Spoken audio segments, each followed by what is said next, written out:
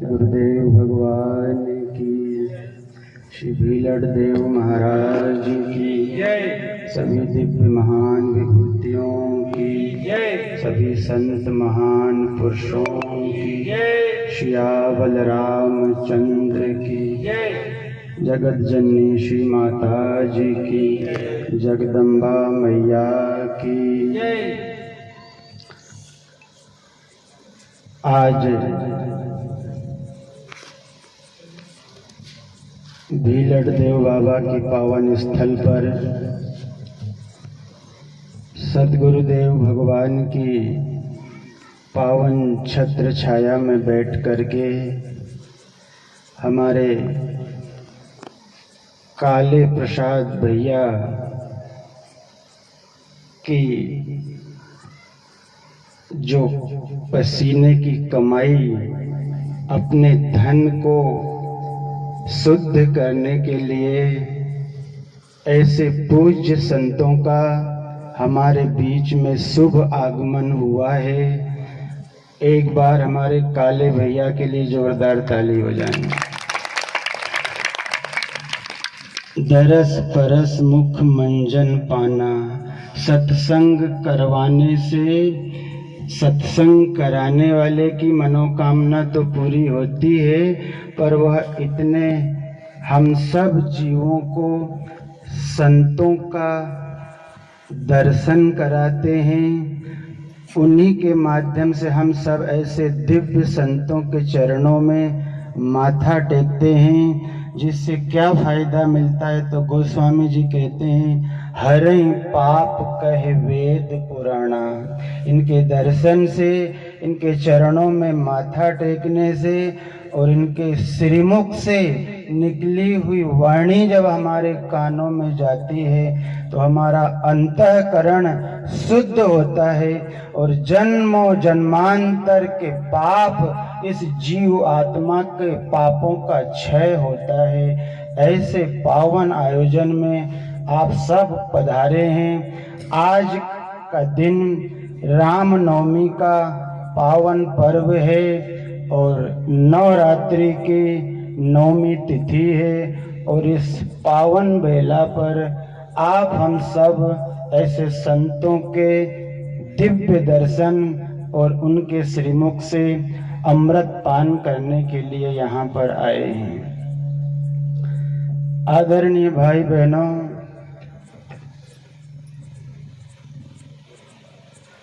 रामचरितमानस में एक बात बड़ी अच्छी है कि जब पृथ्वी माँ गाय का रूप धारण करके और यहाँ से विदा होने लगी, जो सारे देवी देवताओं ने मिलकर के आग्रह किया कि आपके ऊपर क्या परेशानी है, आप हमें बताओ। तो जब उन्होंने बताया कि रावण जैसे दुष्ट आत्मा का मेरे ऊपर बड़ा अत्याचार है और उस अधर्म को अब मैं सहन नहीं कर पा रही, इसलिए यहाँ से विदा हो रही हूँ। हमारे सनातन संस्कृति में 33 कोटि के देवी देवता हैं और उस समय धरती माँ के साथ में 33 कोटि देवी देवता सब विद्वान थे।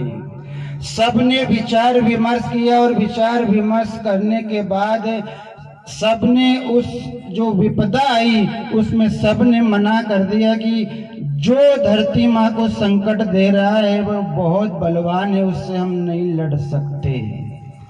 तो साथियों, शिवजी ने कहा, उमा उस सभा में मैं भी था, मैंने सारे देवताओं को एक सलाह दी कि हम सब मिलकर के उस दिव्य चेतना की आराधना करते हैं जो इन 33 कोटि देवी देवताओं में नहीं आते हैं, जिनका किसी तरह से कोई स्वरूप भी नहीं है, वह केवल नाम रूप में इस भूमंडल पर विराजमान था। तो उस पावन, उस अलौकिक शक्ति का फिर सारे देवी देवताओं ने मिलकर के आराधना और प्रार्थना करी। तो उस प्रार्थना से फिर वह शक्ति के रूप में आकाशवाणी हुई। कि हे धरती, हे देवी देवताओं, आप जो मेरे प्रार्थना कर रहे हो क्या कारण है। तब इन्होंने ये सारा वृत्तांत बताया। तब उस शक्ति ने कहा कि आप चिंता ना करो, मैं अनशन समेत इस धरा पर अवतार लूंगा और जितना भी संकट है उसका भी हरण करूंगा और आने वाली पीढ़ियों को भी एक शिक्षा दे करके आऊंगा।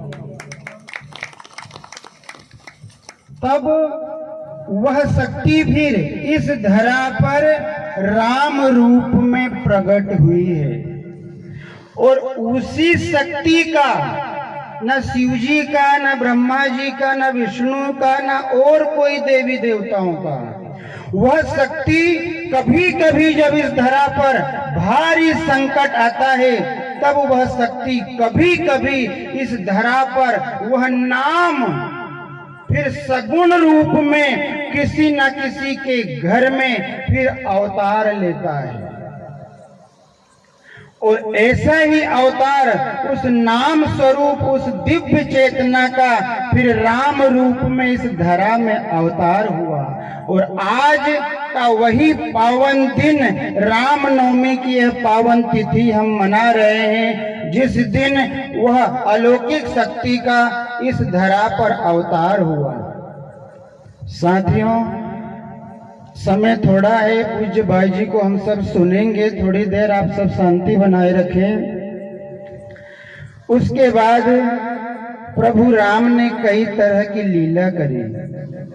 बचपन का समय था, बाल रूप में गोस्वामी जी ने बाल रूप का दर्शन आप हम सबको कराया और बाल रूप में उन्होंने चौपाई में लिखा, प्रातः काल उठ के रघुनाथा, मात पिता गुरु नावहि माथा, आशीष मांगी करई पुर काजा, देख चरित हर सई मन राजा, वेद पुराण सुनई मन लाई, आप कयहि अनुजई समझाई।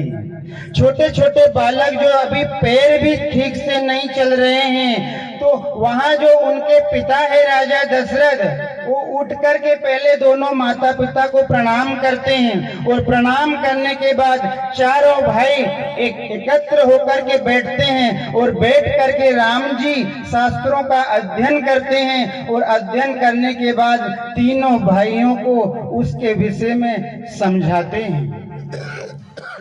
फिर आशीर्वाद मांगने जाते हैं, पिता के चरणों में नमन करते हैं प्रणाम करने के बाद, और फिर जो पिता आदेश दे उस आदेश को सिरोधार्य करके फिर वो नन्हे नन्हे बालक दिन भर का कार्य करते हैं। ये हमारी संस्कृति, ये हमारी सनातन संस्कृति का यह एक बहुत अनोखा श्रृंगार है। साथियों, आज जो हमारी संतान है, जो हमारे बेटे बेटियां हैं, हमें भी उस तरह जो राम ने इस धरा पर अवतार लिया है, हमें भी हमारे छोटे छोटे बच्चों को संस्कार देने की अत्यंत आवश्यकता है। छोटे से बच्चे को भगवान के दरबार में ले जाकर के प्रणाम कराना चाहिए, संतों के सानिध्य में ले जाकर के प्रणाम करना चाहिए, उनको रोज सुबह शाम रामचरितमानस का पाठ करवाना चाहिए, बड़े बुजुर्गों को प्रणाम करवाना चाहिए। यदि हम छोटे बच्चों पैसे को जब ऐसे ही हमारे पास आ रहे हैं तो उस पैसे के कारण हम बेटे का आचार विचार भूल गए, हम बेटे का व्यवहार भूल गए, बेटे का खान पान भूल गए।